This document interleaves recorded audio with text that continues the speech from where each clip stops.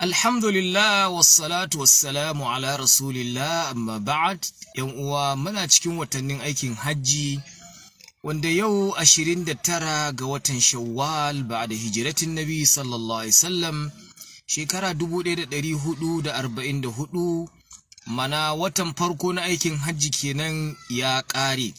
Za mu fuskanci watan Zulqa'da. To lalle al'amarin farko jama'a mi kokari mi addu'an ganin wata in an tabbatar da ganin wata.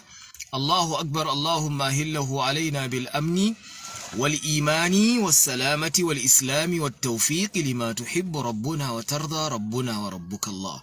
To lalle sun fara shiga harama. Nau'in aikin hajji guda uku ne. Muna da tamattu, shine a fara yin umara, in an kare sai a zo aikin hajji, ma'ana kenan aikin umara da aikin hajji amma a rabe. Sannan akwai kirani, shi kuma aikin umara da aikin hajji amma a haɗe. Sai kuma aikin hajji tilo. To bambance-bambancen mai tamattu'i al'amarin farko niyan shi niyan umara ne. Mai aikin hajji kirani niyyar shi niyyar aikin hajji da umara ne a haɗe. Mai ifradi kuma niyyar shi niyyar aikin hajji ne tilo. Bambancin farko ke. Abu na biyu, a wajen ɗawafi na rukuni, mana muna da rukunan aikin hajji guda 4. Mun tattara su a cikin iswatu. Mana hamza shine al-ihram, sinun shine sa'i baina safa wal marwa, wawun wuqufu bi arafa, sai ta'un tawaful ifada.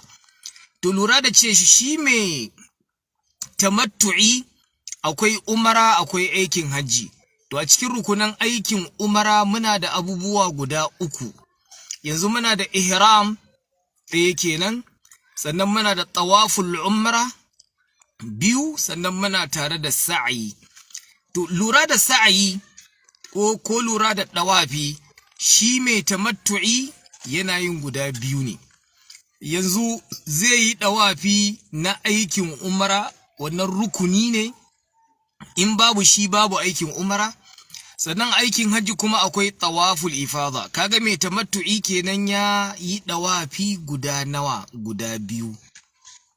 To sannan har yanzu abu na 3, shi mai tamattu'i yana aski so 2. Askin farko zai zama na umara, aski na 2 kuma na aikin hajji. Sannan abu na 4, shi mai tamattu'i za mu samu cewa wajen sa'ayin shi na rukuni shi ma zai guda 2. Sa'ayin farko na aikin na umara, domin rukuni ne kamar yadda ya gabata, ihram, dawafi, sai sa'ayi. Yanzu rukunai a cikin umara ke. Wajibai kuma a ce al-ihramu min al-miqat, sai kuma aski ko sai. To kaga lura da sa'ayi, zai yi sa'ayin umara da farko, sannan kuma zai yi sa'ayin aikin hajji bayan yayi tawaf al-ifada. To muka zo gurin shi mai kirani. To kafin mu je gurin mai kirani, sannan shi mai tamattu'i zai yi hadaya kuma. Kaga wani bambanci na 5 ke. To sannan shi mai kirani da farko lura da yanda zai harama, yana harama da aikin hajji da umara a haɗe. To sannan kuma har yanzu na 2, ɗawafin shi na rukuni guda 1 ne kawai.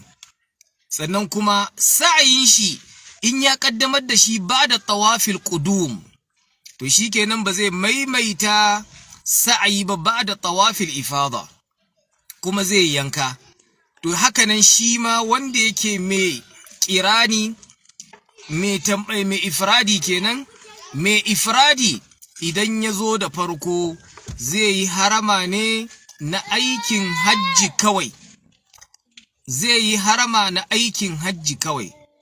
To sannan kuma har yanzu in yayi tawaful qudum yayi sa'ayi, to shikenan ba zai sake wani sa'ayi bayan yayi tawaful ifada ba. Kaga wanda yake sa'ayi 2 kenan shine mai tamattu'i, sannan shi mai ifradi kuma babu yanka akan shi.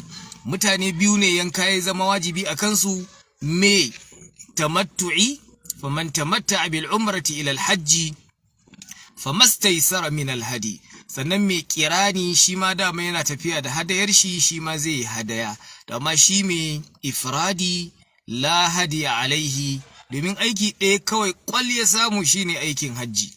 To wannan sune yan bambance tsakankanin wayannan nau'i guda guda uku. Da fatan Allah mai girma ɗaukaka ya datar da mu fi duniya wal akhirah. Wassalamu alaikum wa rahmatullahi wa barakatuh.